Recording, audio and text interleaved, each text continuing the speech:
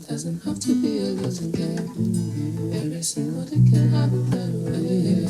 Changes come and go, but that's the way love goes. The way love, the way love, the way love goes. The way love, the way love, the way love goes. Hello, my name's Nathan. Hi, I'm Sabrina. It was on the 18s rave. Sabrina was working at the door. I walked in and she was working in the booth and I seen her and I thought, wow, can I get your number? And probably about 3 months or 4 months later, I seen her in a dance. Yeah, I was out for my friend's birthday. And then I walked in the white trousers. I remember Leah was playing Rock the Boat, Rock the Boat, Rock the Boat. And then I asked her for a dance with my big afro, rough. You did, yeah. And I was like, what did you say? I said, dump the zero and get yourself a hero. Yeah, and I laughed really loud, like really belly laughed at that moment because it was so like, who even says that? Like, no one says that to anyone. And then you were just like, come on, man, just give me a number. And I was thinking about it. I was like, okay, all right then. When you did call, you were surprised that it was a Saturday and I lived at home. I was only like 17, 18. And I was at home. It was a Saturday, and Saturday in my household was clean the house, wash clothes, fold up stuff. And you was like, oh, what are you doing? I was like, I'm folding up washing. And you were just like, really? You do that? You're not just waiting for like the next rave to happen or something like that. And that's when I think you realised I was kind of a little bit different to what you was used to. Yeah. I can't remember the first date personally, but I can remember the first moment on a date where I thought, wow, I believe that this woman could be like the mother of my children. And we was at a place in Birmingham called the Mailbox, which is quite a bougie place. And I was really trying to impress you. And I remember we was walking, holding hands, and all of a sudden I started to talk some kind of conversation that I'd never spoke to any female about. And I was like saying to her, looking at you, thinking, you could have my children. Yeah. And it's crazy because we now have 4 amazing daughters together. It's kind of emotional. It's kind of mad to think that moment could have led to so much happiness. For context as well. Yeah. Is that we both come from Jamaican heritage. Our grandparents come from Jamaica. Sabrina's mum was born in Jamaica, but our experience in Birmingham was completely different. Yeah. So I was coming from council estate in the city, surrounded by that lifestyle that everyone knows about. And Sabrina's parents, who were married at the time, they were living in a kind of like affluent area. Yeah. I remember when we was talking and Sabrina said, I have cleaners that come to the house. Her mum was running a business. Yeah, her dad was very hardworking. Yeah. And for me, that was like a complete shocker because I didn't see like those examples of mum and dad together and living in the type of house that he was living in. And I was just like, I just found you very fascinating. Yeah. But at the same time, you was fully Caribbean, fully a black woman, fully aware of your identity. Yeah. And then when I tasted, there's a specific moment, like it's so important. This is like, very important. There's a ragga tune that just says, what did Rina used to say? You better can cook. You better can cook. But you want to leave a restaurant and don't know man bank book cook. And I remember the one time I come to your house when you're living at your mum's and you cooked me an oxtail with butter beans. And it was when I finished that dish, I said, my God. Signed, sealed. This is my wife. There's something about the taste in the oxtail. I said, Lord of mercy. You did. But you see, and that's why it's hard to pinpoint the exact moment, like the date, or there were so many significant moments that we had. Just walking and talking and listening to you say things like, oh, I think you could be my wife, you could have my kids. And I'd be like, I'm not getting married. I'm not doing these things. Yeah. But I don't think I mentioned marriage because you mentioned family and like unit, like together. Where my mindset was then, I didn't. You wouldn't think about marriage. Because marriage was like, I was under some reggae philosophy of like, you don't get married. We're a dog like we have them in our tools and trees. True. And everybody know me while already. Believe you. So that was the kind of philosophy I was living under. But then obviously transformation and change came to my thinking and what I thought about marriage. Yeah. We were together all the time, every weekend. As a juvenile, went to prison, and was living a kind of lifestyle that I definitely wasn't proud of. But when Sabrina, at the time when she was my girlfriend, she had my first child, our oldest daughter, who's now 16. You have to understand, like, growing up how I grew up, I didn't see much positive examples of men. And I kind of made a promise to myself that, look, I don't want to be like men I've seen growing up in my community. This outside the book is not really in their children's life active. And it just so happened that, like, Sabrina was someone that, obviously, I don't know if I was able to articulate it then, but someone that I was in love with. And when I came to faith, so it happened the week before our daughter's christening, innit? And long story short, my mum was begging me, saying, come to this church service, come. And I said, Mum, man like me don't do this faith thing. I'm not into religion, I'm not into church. But I went to the service the week before my daughter's christening, and I was really impacted by the service, and I was touched at the altar, and I heard clearly get baptized next week. And very long story short, I gave up everything that I was doing, like the illegal lifestyle and certain things. I mean, we didn't have a long engagement. It's like August you proposed and we were married in May. So. The premarital counselling was absolutely was like very, very important, about talking about the things that could happen, talking about our childhood, our past, and how we was, our expectations. Yeah, and our expectations. That was a big deal. Seriously deep, man. Yeah. But one of the most significant nights was the night when I had to confess to Sabrina. Yeah. And I just felt like I knew that marriage was very important, and I felt like I didn't want to go into marriage with lies or any kind of just isms or schisms. I didn't want no girl to be able to come up to Sabrina and say, you know, so I slept with your man, or so anything like that. So I gambled all, but this was with a lot of praying behind the scenes happened. And I said to Sabrina, can we sit down, can we talk? And I literally spent the whole night just confessing everything to Sabrina. Yeah. I told Sabrina about all past sexual partners. I told her times when, like, even when she was pregnant and I cheated on her, like, I just confessed everything, because I said to myself, if I'm gonna go to this altar, I wanna go there as pure and as honest and whole as possible. Yeah. And it was a risk, because this conversation was like a thing where it's like, Sabrina could have just said, that's it, I'm bye. Out, bye-bye. But I thought it was important, and the reason I'm sharing this stuff so deep is that for anyone that listens to this, its foundation is so important. Some people get caught up in the day, the gloss, the cake, the wedding dress. It's not about that. It's about the preparation of your mind, your heart, your soul, your spirit. The rest of your life. Yeah, it's not a joke. You're bringing two worlds together. And they collide. And there's going to be that dust and that debris when they collide, and you have to think about what that's going to be and how you're going to manage that collision. Children bring out the best in you and the things that you realize you've got to work on as a person, but they bring us so much joy. Like, oh my gosh, they make us laugh daily. They make us cry. They make us feel like, oh my gosh, can I do this? But they drive us forward. They drive me forward. They make me feel like I can do anything. I want to ask you a question. Ask me? Yeah. How do you know, since from Tamina was born, how much do you think that's changed me in terms of becoming a father? Goodness, you're a completely different person. I think you always said, and this was before we were even married and when we were just boyfriend and girlfriend, I think, you didn't want to be like your dad. You didn't want to have that trait of not having a successful relationship, and you wanted to be like a super strong role model for your child. At the time, we didn't know it was a boy or a girl, but you just wanted to be there for them. You didn't want to let them feel like they'd be let down or disappointed. You're definitely a different person. You're a better person. You're a lot calmer. I think that when Tamina was born, it kind of changed me significantly. Yeah, you just calmed down. You just gave up things I think it's instantly. Just like this. It's a sense of responsibility. It's an honor. It's an honor to be like a father. And I think I've been blessed.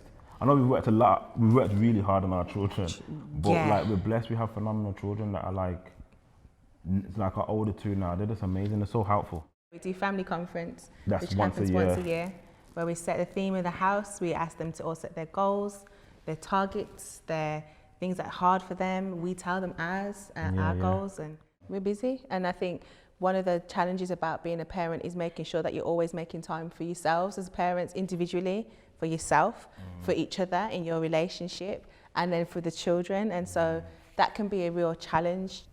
How important is sex to you? Not at all, I'm managing. No, it's really important. You just crushed me. Oh my God.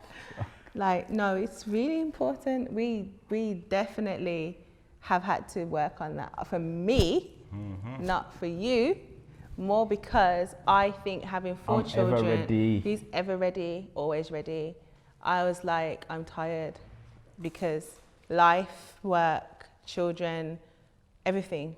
And I'm like, and then this is another thing to deal with. But I've had to teach myself about the importance of sex and intimacy. It's not sex, it's intimacy. And I didn't really understand Nathan's love language. So there's 5 love languages, and there's a whole thing you can do online, or you can Google around it.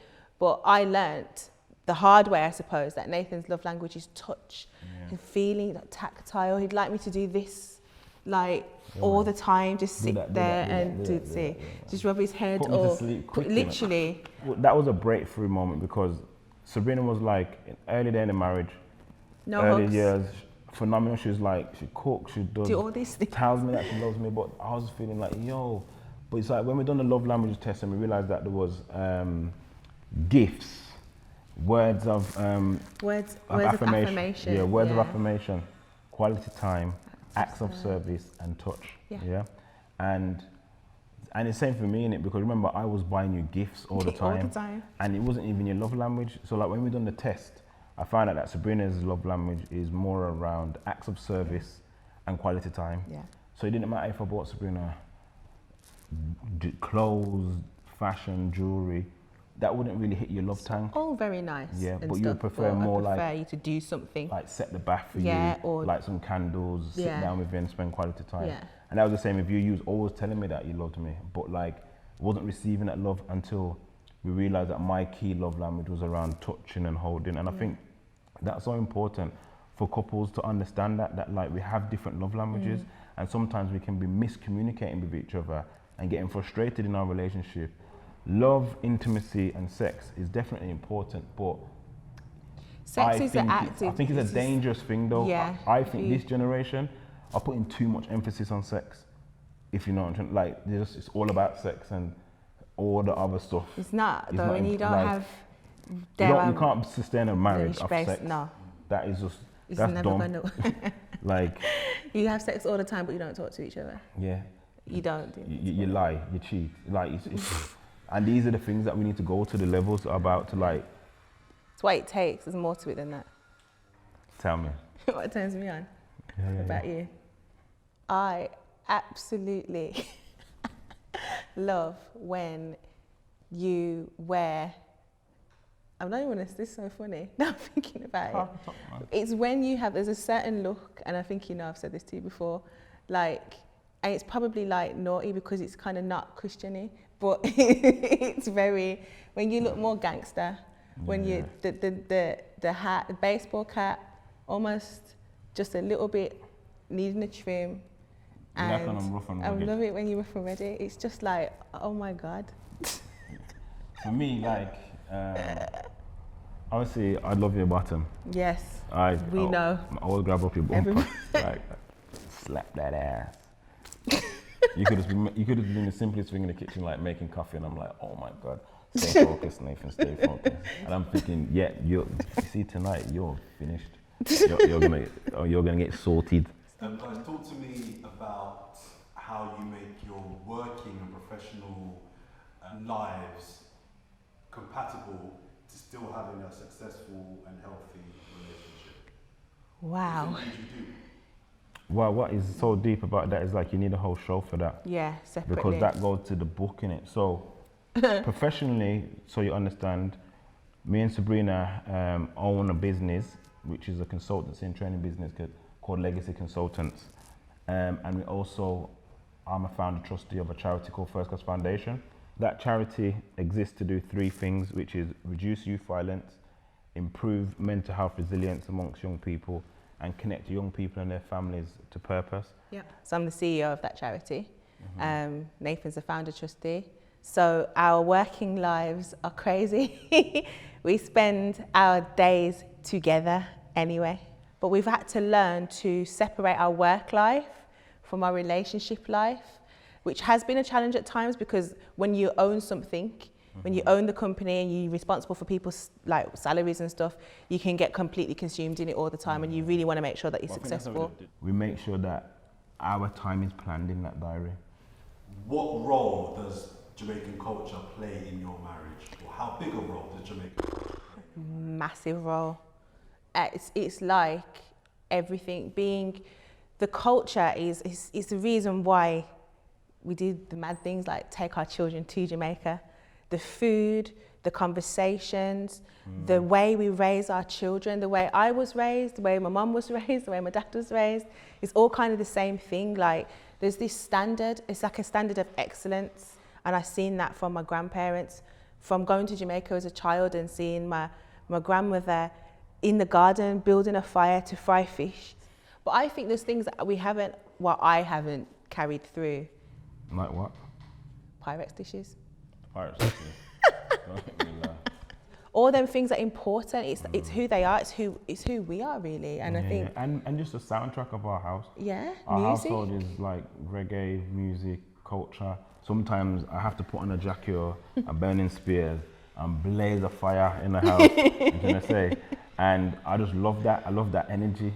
I think it's the values as well, wasn't it? Like the Caribbean values of just being who you are, authentically you, like yourself. You be yourself. You don't be ashamed of where you come from. And none of our children are. What's this really interesting actually, like you ask the youngest, you ask Aaliyah or Willow, where are you from? I'm born here, but I'm from Jamaica. Like I'm not English. They will never subscribe to being that. They know. It's The important. most proudest moment, trust me, for us, 2 years ago now, is it coming up to? 3. Is it 3 years? Yeah. No, well, it's a bit too long. Yeah, 3 years ago, we had done a dream which was on our vision board for years. Yeah. And one of our visions was to take the kids to Jamaica and do kind of like a rites of passage and explain the journey of our grandparents and how they got here.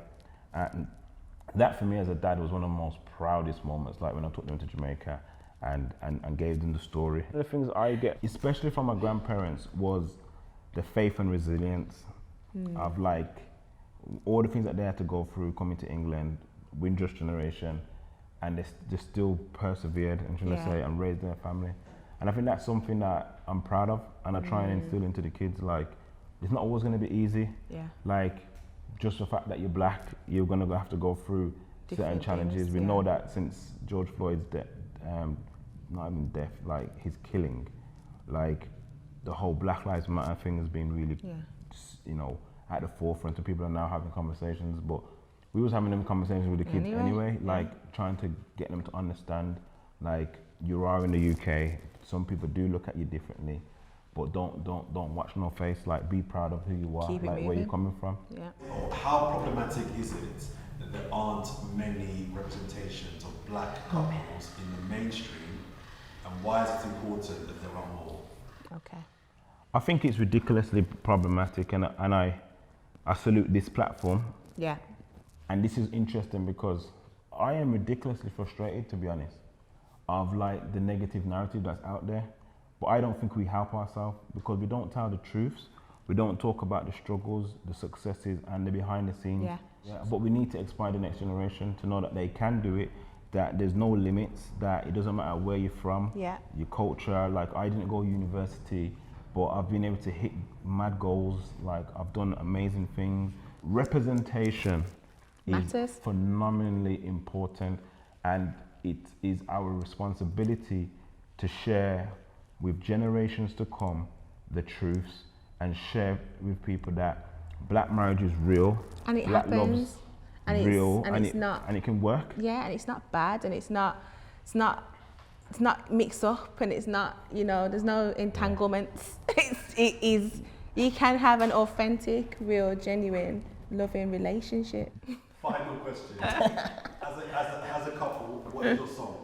What is our song? What's our song? That's a good question. Black woman, I need you. No, Like not, never not, before. well, true.